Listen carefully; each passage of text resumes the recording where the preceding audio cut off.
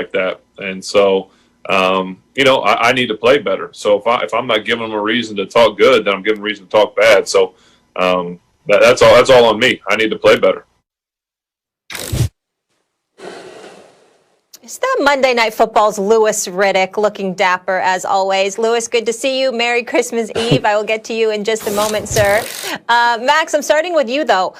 This Pittsburgh team, started on that hot streak, right? Going undefeated. They've now lost 3 straight. Monday night, it was to the lowly Cincinnati Bengals. Ben couldn't throw anything downfield. Do you think he should be the one taking the blame for this 3-game losing streak? Yep.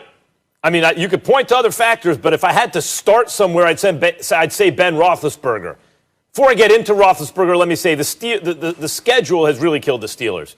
They had to take their bye early. They missed their mini bye. They didn't get to host a Thursday night game at home. They played 3 games in 13 days just as the schedule got tough. All those things are true, and it conspired to make them look worse at this moment than they really are. However, I could point to 3 things that really have held them back recently, and it starts with Ben Roethlisberger not being able to throw the ball down the field. That's where it starts. They're not getting run blocking. That's true. But when your defense is playing up because they know there's no deep threat, that makes the defense against the run even better. It makes run blocking even harder. It makes it even harder for your running back. And then when you combine that with play calling that, let's just say it's predictable. Like if I'm sitting at home and I know what the Steelers are going to run, pass, then that means the defense knows too.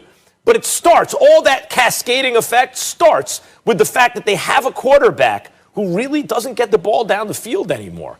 And by the way, the fact that he comes up and says what he says, like Carson Wentz, who sometimes people compare to Roethlisberger, take notes. That's how you do it. I play bad. Of course people are talking bad about me. Like he owns it.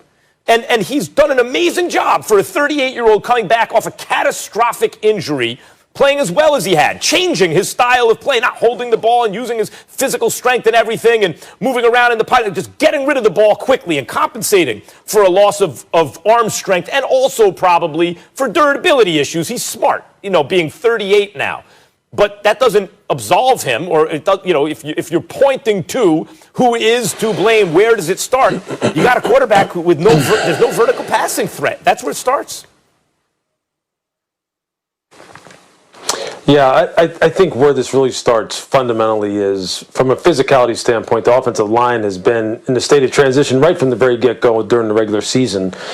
They've had issues at right tackle. They've had issues at left guard. And then fundamentally, they just don't have the same kind of commitment, or they haven't had the same kind of commitment to running the football, because when you're not gaining 4+ carrying the ball, what happens is offensive coordinators tend to shy away from the passing game. Quarterbacks tend to shy away from the running game. Quarterbacks tend to audible away from the running game, and it winds up becoming a one-dimensional type of scenario where they wind up throwing the football.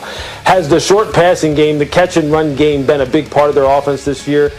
Yeah. Why? Because of issues with pass protection, so they start to throw the ball short because they don't want to get the quarterback hit. Now, as they know that teams start to then kind of come down and suffocate the passing game, what happens? Because, then they have to start taking some shots down the field, and admittedly, especially over the past couple of weeks, and especially on Monday night, Ben hasn't hit some of those deep shots, although they have been there. They have the people to get down the football field, but they have missed them. But if you really want to lay blame at what is going on with this offense in particular, it started all the way back in the beginning of the season with the offensive line just not being characteristic of the same types of lines that they have had in the past.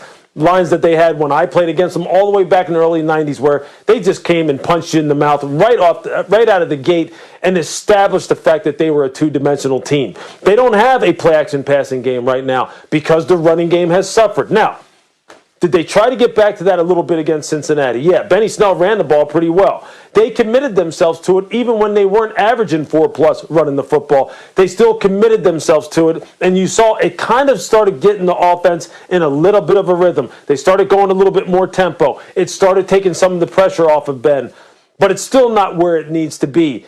And the last thing I'm going to say is this. Even during that 3-game losing streak, how many times do you see wide receivers dropping footballs? Their margin for error is like this, offensively overall. It's like that when the wide receivers are dropping the football. Ben needs to do his part, but this really starts up front like it always does for most football. Well, like it does usually for most football teams.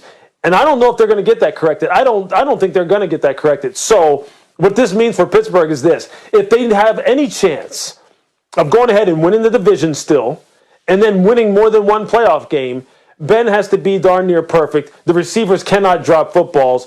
Otherwise, there's just too much pressure on the rest of the football team, and they may be a one-and-done type of scenario. Well, Deontay's got to hold on to the football, right? And Tomlin, what was it? They even mentioned it on the broadcast a couple of weeks ago. You know, Tomlin's the type of, if you can't catch the football, I'll just get someone who can catch the football. That's legit, Lewis. What I'm curious about what you're saying is, you said, look, they have guys who can get down the field. Are you saying that because the offensive line is not giving Roethlisberger enough time, that compounds the situation because he's going to take a hit because there's no time for guys to get open down the field, and therefore they're going to the short passing game? Well, what I'm saying is, in order to push the ball down the field, you have to hold the ball longer. The longer you hold the football when your offensive line is compromised, as you saw against the Bengals, the more your quarterback's going to get hit. Do you really want Ben getting hit that much, is what I'm saying. So you say, look, what's the happy medium here? Well, let's go with more 3-5 step, get the ball quick, get it into the hands of these wide receivers so they can catch and run. That was working for them to the tune of 11-0. All right, that was working. But then what happens is, if teams know you have to get the ball out fast because you're afraid of your quarterback getting hit, corners are going to start creeping forward. They're going to start sitting on your short and intermediate game, and then they start suffocating that too. Jumping routes, yeah. So then Ben hasn't had a whole lot of reps throwing the ball down the field. So then when they ask him to do it, he's missing guys. I mean, he missed them on Monday night. They had multiple shots Monday night, and he just flat out missed them. And then there was other times where he was trying to push the ball down the field, and he was getting rocked. So they're in a bad spot right now. There's no question about it. They're in a bad spot. But that's why I'm asking, Lewis, because to me it looks like he's not really able to get it down the field and put it where he wants to put it with zip as he once did. And as a result of that, I think that's really what I think about Chip Kelly's offense from years ago, right? Like lots of short passes to simulate a run game, but then shots down the field. Once you take away the shots down the field, if you're not getting run blocking, if you're especially right tackle, you think, okay, that's going to affect the run game. If you're not getting run blocking and the defense is already creeping up, then you're not going to have any run game at all, and now you're also not going to have a short passing game. That's why I'm starting with Roethlisberger. Are you saying that he actually could be a vertical passing threat if he had better blocking up front? Well, I'm saying that it would probably be a little bit more competent. I'm not taking anything away from your assertion that he hasn't been accurate down the field. I mean, we see that. It's been a problem. He has missed some of those shots. He's also hit some here early in the season. Thinking back to the Philadelphia game where Chase Claypool went crazy. He had some nice deep balls, plus 20, plus 25-yard throws there. It's just the consistency with which he's able to do this. What I'm saying, though, is this. When the offensive line is suffering, and then you go away from the running game, that takes away, especially on first and second down, your play-action passing game because teams don't honor it. If they just will commit to running the football, even when they're not getting 4+ on it, what will happen is defensive players will naturally become conditioned to say, okay, well, at least they're trying to run it, so I'm going to have to honor it a little bit more. And that will help out the throwing windows for Ben in that plus 15, plus 20-yard area in the middle of the field to push the ball down the field a little bit more. Without the running game, the deep passing game is going to really suffer. Defensive linemen are going to tee off. There's no play-action passing game. And you know what? His arm strength is just not what it used to be, so it's just going to look even worse. So what I'm saying is, if you have no threat of the running game at all, you're really going to be in trouble, and that's where it looks like they're heading right now, unless they change around their MO. Now, how much is so? I would rank the problems. It starts with Roethlisberger. He can't get the ball down the field anymore. It looks like to me. It then goes to the offensive line, primarily run blocking, right? Because then they also can't get a run game, and that exacerbates everything. And then I go, maybe even before the offensive line, Lewis, I go to play calling. What do you think about the offensive coordinator, what's his name, Randy Fichtner in Pittsburgh, who used to be... He used to be... He used to be Roethlisberger's quarterback coach not all that long ago before he got the job. But I'm sitting at home thinking, if I'm I'm sitting on my couch going, this offense is predictable. I imagine that defensive coordinators feel the same way. What are your thoughts? Yeah, I would still rank it like this. I would rank it as offensive line deficiency because they just are. And then I would go play calling / quarterback play in that order. Because if you don't commit to running the football and you don't help your quarterback out in that way, and then you're just putting it all on him when you know that he is somewhat deficient throwing the ball down the field, then you're giving him no shot. So I would really go in that order. And that's not to take any of the blame away from Ben, because he's admitted himself, I haven't been good enough.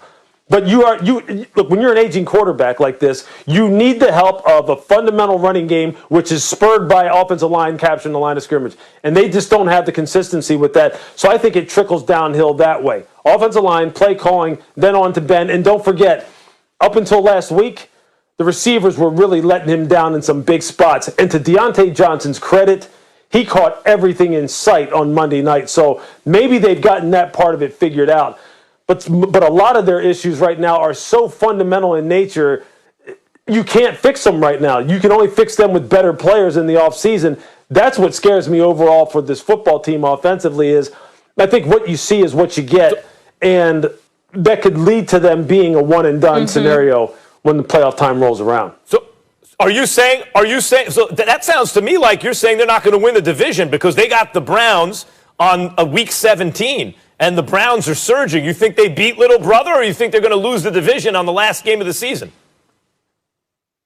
Yeah, that's you know what? That's a toss-up, man, because that's going to be a super, super emotional game. I think Pittsburgh finds a way to pull that out, but that could go either way because I'm a believer in the Browns. I think they have turned the corner.